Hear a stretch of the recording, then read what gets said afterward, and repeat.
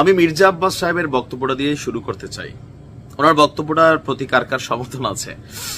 17 বছর গাছের গোড়ায় পানি দিয়েছি আমরা, আর ফল খেয়েছেন আপনারা। এই আপনারা হচ্ছে এই ইন্টারিম গভর্নমেন্ট এবং তাদের সাথে লেয়াজু থাকার রাজনৈতিক দল এনসিপি বা ছাত্র উপদেষ্টা বা আমাদের উপদেষ্টা যারা আছেন। ইভেন এখানে কেউ কেউ বলছেন যে ডক্টর মোহাম্মদ ইউনূস তিনিও একটা বড় বেনিফিটেড হয়েছেন। ওনার নামে থাকা মামলাগুলো ঝরে গেছে। কয়শো কোটি টাকা জানি 600 কোটি প্লাস মাইনাস একটা ট্যাক্স ছিল, সেটাও তিনি মাফ পেয়ে গেছেন। ইভেন গ্রামীণ ব্যাংকেও 2000 কেউ বলছেন 29, কেউ বলছেন 35 পর্যন্ত এটার একটা সিস্টেম হয়ে গেছে। আবার গ্রামীণ ব্যাংকের সরকারি যে হস্তক্ষেপ ছিল 20%, সেটা 10% বা 5%-এ নামাই নিয়ে আসছেন। তো এই সকল জিনিসগুলো হওয়ার কথা ছিল বা আরো ডেভেলপ হওয়ার কথা ছিল বিএনপির, কিন্তু হচ্ছে ডক্টর মোহাম্মদ ইউনূসের। এখন কেমনে কি হচ্ছে, তাই না? বিএনপি মনে করছে যে এই মুহূর্তে নির্বাচন হলে বিএনপি সরকার গঠন করবে। বাস্তবতা হচ্ছে এটাই, বিএনপি সরকার গঠন করবে। তো এখন নির্বাচন কবে? এই নির্বাচন নিয়ে আমি আমার ভিডিওর শিরোনামটা যেটা দিছি যে নিজের পায়ে নিজে কুড়াল মারছেন ডক্টর মোহাম্মদ ইউনূস, কপালে শনি ডেকে আনছেন, কেন আবার আসেন। আল জাজিরাতে দেওয়া একটা সাক্ষাৎকারে তিনি একটা বক্তব্য দিয়েছেন। আমি তখনই বলে দিছি এটা হলে ভেজাল হবে। কোনটা? বিএনপি বা অন্যান্য দলগুলো যখন নির্বাচনমুখী হতে চাচ্ছে, নির্বাচনের সুস্পষ্ট রোডম্যাপ চাচ্ছে, তখন ডক্টর মোহাম্মদ ইউনূস আল জাজিরাকে দেওয়া সাক্ষাৎকারে বললেন যে জনগণ এখনো এই সরকারের উপর আস্থাশীল, তারা নির্বাচন এরকম কি জানি একটা বক্তব্য দিয়েছিলেন যে মানে এই সরকারের উপর তাদের সবকিছু কনফিডেন্স আছে বা ভরসা রাখছে, তারা মনে করছে যে এই সরকার দেশকে উন্নতির দিকে নিয়ে যাচ্ছে, এরকম একটা বক্তব্য দিচ্ছেন। এর পরের দিনই সম্ভবত আমির হোসেন আমু সাহেব তিনি বলছিলেন ওই জনগণ কারা। আমি সবসময় বলি এদেশের জনগণ বলতে কোনো শব্দ নেই, আপনাকে চুজ করতে হবে তুমি কি এনসিপির জনগণ, নাকি জামাতি জনগণ, নাকি বিএনপির, নাকি আওয়ামী জনগণ, নাকি মানে যতগুলা রাজনৈতিক দল কম বেশি আছে।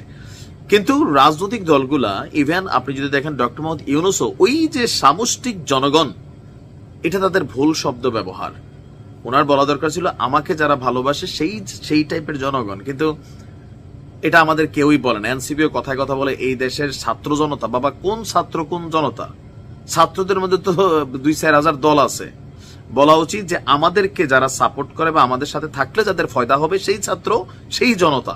কারণ সবাই দলের মধ্যে ওই অ্যাক্টিভিটি দেখায় যাদের এখানে ফায়দা আছে এবং তাদেরকে দিয়ে তাদের মাশাআল্লাহ হয়তো ইনকাম চলে। কারণ পলিটিক্স একমাত্র জিনিস বাংলাদেশে রাতারাতি আপনার পয়সা আসমান থেকে ফাইরা ইন্না দিবে। আপনি দেখেন হান্নান মাসুদ, ওয়াও, হ্যাঁ, তারপর আপনি দেখেন নাহিদ, ওয়াও, আসিফ, ওয়াও, হ্যাঁ, এরকম প্রত্যেকের কিন্তু ওয়াও অবস্থান হয়ে গেছে। আরমানি ব্র্যান্ডের জিন্স পড়তেছে, আপনি ড্রেস আপ দেখেন কই থেকে কই গেছে। আওয়ামী লীগের একজন এমপি, বিএনপির একজন এমপি, মন্ত্রী, যতগুলা সুযোগ সুবিধা নিচ্ছে এক চামচ এই নাহিদরা ছাইরা দিয়ে আসছে ক্ষমতায় বসে। পদত্যাগের কোন নজির এই সরকারের মধ্যে কেউ তৈরি করে নাই। এখানে এগুলা হবে না, কারণ চেয়ারের মধ্যে কি যেন আছে কি আছে বলা যাবে না। এখন ডক্টর মোহাম্মদ ইউনূসের এই বক্তব্যটায় তারেক রহমানের গতকালকের যে বক্তব্য আপনি যদি বোঝেন, ঘন্টা কিন্তু বাইচা গেছে। কোন ঘন্টা? ধৈর্য শেষ, গো ফর অ্যাকশন বা রেডি ফর অ্যাকশন। গত বছর থেকে বিএনপির মহাসচিব মির্জা ফখরুল ইসলাম বলছিল যে 5ই আগস্টের মতন আর একটা পরিস্থিতি তৈরি হইতে পারে। তখন আমরা বুঝি নাই, এখন বুঝতেছি। আর সেটা তাদের চুল এমনি পাকে নাই। তারেক রহমান বলছিল এইবারের নির্বাচন সাধারণ নির্বাচন হবে না, খুব কঠিন একটা হবে। তখন বুঝি নাই, এখন বুঝছি। এখন তারেক রহমান গতকালকে শ্রমিক দিবস উপলক্ষে, মে ডে উপলক্ষে তার এক বক্তব্যের অংশ বলছেন অন্তর্বর্তী সরকারকে বিএনপি সহ অন্যান্য রাজনৈতিক দলগুলো পূর্ণ সমর্থন দিয়ে গিয়েছিল, বাট এখন এই কন্টিনিউ সমর্থন দেওয়া আর উচিত হবে কিনা বা উচিত না। জনগণের একাংশ মনে করছে যে, আবার তিনিও বলছেন জনগণ মানে বিএনপি পন্থী জনগণ মনে করছে বা জামাতের অনেকে চাইছে, আরো বিভিন্ন যে রাজনৈতিক দলগুলো আছে নির্বাচন চাচ্ছে। তার বক্তব্য হচ্ছে যে এখন জনগণ মনে করছে যে একটা নির্বাচিত সরকারের দিকে আসলে ধাবিত হওয়া উচিত। মানে এই যে সমর্থন, কট্টর সমর্থন যেটা ছিল, এটা এবার এইভাবে দেওয়ার আর সুযোগ নাই।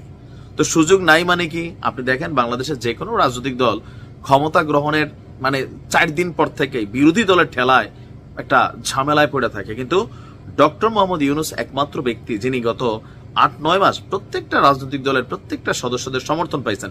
এখন সমর্থন না পাইলে কি হবে? অনেকে মনে বিষয়টা বোঝেন নাই। ধরেন কালকে বিএনপি একটা ডাক দিয়ে মাঠে নেমে গেল, পুলিশ গেল সেখানে লাঠিচার্জ করতে। পুলিশ টেনশনে পড়বো, 3 দিন পরে বিএনপি ক্ষমতায় আসবে, এখন কি লাঠি দিব নাকি দিব না? এই সুযোগে আবার পুলিশকে মাইট দেওয়া হইতে পারে, সরকারের হরতাল তৈরি হয়ে যেতে পারে, অবরোধের ডাক আসতে পারে, ইউনূস সরকার চিপায় পড়ে যাবে। এটা হচ্ছে বাস্তব। দেখেন, আওয়ামী লীগের সরানো সোজা ছিল, বিএনপির সাথে পাঙ্গা নিয়ে এই সরকার কখনোই টিকবে না। এটা আমরা ফিল করতে পারি, বলতে পারি। কেন? এই সরকারের সমর্থন বলতে আপনি এনসিপির গুটি কয়েক নেতাকর্মী ছাড়া জনগণ, আসলে কোন জনগণ বলবো, ফাগলতে দেশে দল করে এই পন্থী যারা, তারারে সারা বাংলাদেশে গণলে 3% পাওয়া যায় কিনা আমার এখন সন্দেহ আছে। বাট দ্য সিস্টেম, তারা ঢুইকা আছেন। তো এই 3 থেকে 5% জনগণ আর বিএনপি ফ্রন্ট ফেসে দাঁড়ানো, এইটা কখনোই সামাল। আওয়ামী লীগ তো আছেই, প্রয়োজনে বিএনপি সাইজা মাঠে নামবে, কারণ ইউনূস সরকারের প্রতি আওয়ামী লীগের বা এই যে এনসিপি যারা আছেন নেতাকর্মীরা, তাদের প্রতি যেই মানে মনোভাব দেখেন নাই। শেখ হাসিনার 227টা মার্ডার করার লাইসেন্স হয়ে গেছে। কেন? কারণ তিনি বলছেন এক মামলায় ফাঁসি হবে, 227টাতে তো ফাঁসি হবে, সাজা তো একটাই। সুতরাং 227টা মাইরাইলামও। কখন বলছে? ভারত থেকে বলছে। কেন? যেই পরিমাণ ওনার নামে খুনের মামলা হচ্ছে, আর যেই মামলাগুলো হচ্ছে এগুলো সবগুলো পলিটিক্যালি হচ্ছে, হুকুমদাতা হিসেবে তিনি কানেক্টেড। তো সেই জায়গা থেকে আওয়ামী লীগের মনোভাবটা কি বুঝছেননি? আর বিএনপি বা আওয়ামী লীগ একসময় বলছিল যে আওয়ামী লীগ ক্ষমতা থেকে গেলে একদিনে 5 লক্ষ মানুষ মরবে।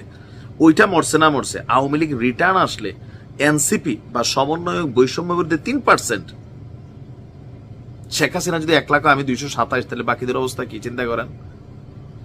আর এটা অবশ্যই এনসিপি এদের জন্য খুবই রেড অ্যালার্ট থাকবে। তো নানান কিছু ঘটবে। এই মুহূর্তে বিএনপিকে ওভারটেক করা সরকারের পক্ষে সম্ভব না। তা আমার ধারণা ডিসেম্বরের মধ্যে নির্বাচন আসলে হইলেও হয়ে যেতে পারে। আর ডক্টর মোহাম্মদ ইউনূসের এই বক্তব্যগুলোকে রাজনৈতিকভাবে যারা আছেন তারা খুবই টেনশনে পড়ে যান যে আসলে উনি চাই কি। ওনার বক্তব্য তো উনি আরো দীর্ঘদিন ক্ষমতায় থাকার চিন্তা। সংস্কার কোথায় হচ্ছে? বিএনপির বরাবরই প্রশ্ন, মানে কি সংস্কার হচ্ছে? আমরা কাগজ কলমে শুনতেছি সংস্কার, বাট হোয়াট? হ্যাঁ, অনেকে পয়সাওয়ালা হয়ে গেছে সংস্কার করে, যেমন চপ্পল পরা লোকেরা এখন আরমানি ব্র্যান্ডেড জিন্স পরে, সিম্ফনি চালায় না, পোলাপেন আইফোন 16 প্রো চালায়। এখানে সংস্কার হয়েছে, কিন্তু রাষ্ট্রের আভ্যন্তরীণ সংস্কারে আমার কাছে মনে হয় অনেক দিক পজিটিভও হয়েছে, নেগেটিভও হয়েছে। বাট একটা দৃশ্যত, একটা স্ট্রাকচারাল সংস্কার আলোচনার মধ্যে আছে। জাতীয় ঐকমত্য কমিশন মানে এই গ্রুপ মানে ওই গ্রুপ মানে না, বাট এস্টাবলিশড কোনটা হয়েছে? এই প্রশ্ন আমার না ভাই, ভাববেন না যে তুই তো বেটা বলবি। না না, এগুলো বিএনপির নেতারা দিন রাতি একই কথা বলে, ফেনা তুল্লা লাইছে।